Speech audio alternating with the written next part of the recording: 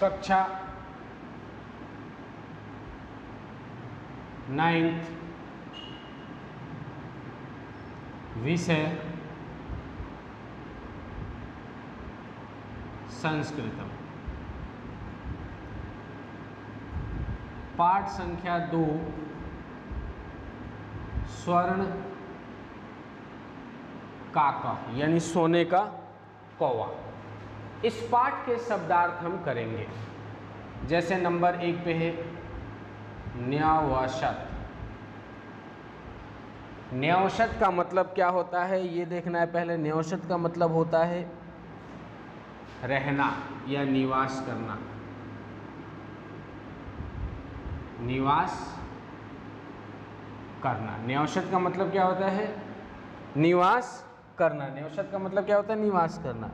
दुहिता, अगला क्या दिया हुआ? दुहिता। दुहिता का मतलब क्या होता है? पुत्री। दुहिता का मतलब क्या होता है? पुत्री। दुहिता का मतलब क्या होता है? पुत्री। दुहिता का मतलब क्या होता है? पुत्री।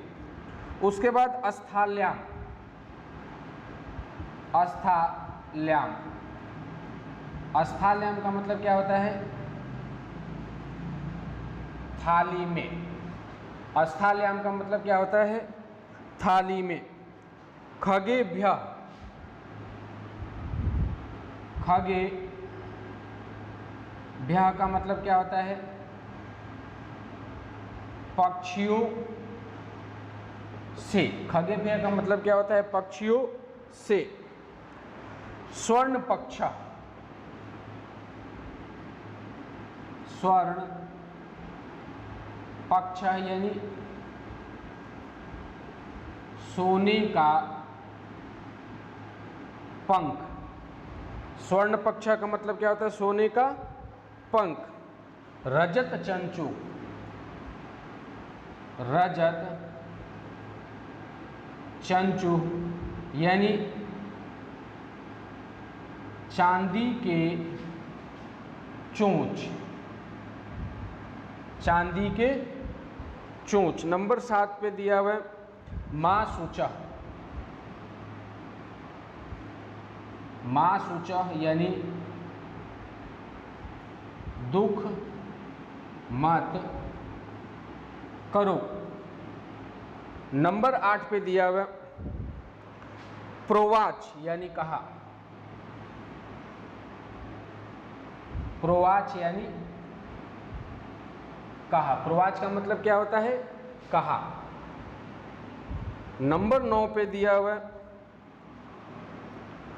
प्राह। प्राह का मतलब भी होता है कहा। प्राह का मतलब भी क्या होता है?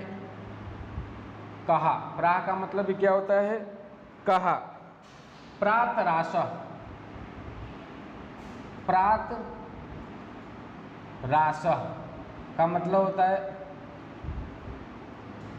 सुबह का नाश्ता। प्रातराशः का मतलब क्या होता है? सुबह का नाश्ता। नंबर 11 पे दिया हुआ अपने व्याजहारम या लुब्धा। लुब्धा का मतलब होता है लोभी। लुब्धा का मतलब क्या होता है? लोभी। निवारयंती यानी रोकते हुए। निवारयंती। निवारयंती का मतलब होता है रोकती हुई। रोकती हुई। नंबर 15 पे दिया हुआ प्रहर्षिता यानी खुश हुई। प्रहर्षिता। प्रहर्षिता यानी खुश हुई। प्रहर्षिता का मतलब होता है खुश हुई। उसके बाद में दिया हुआ समूढ़ीय। समूढ़ीय यानी उड़कर।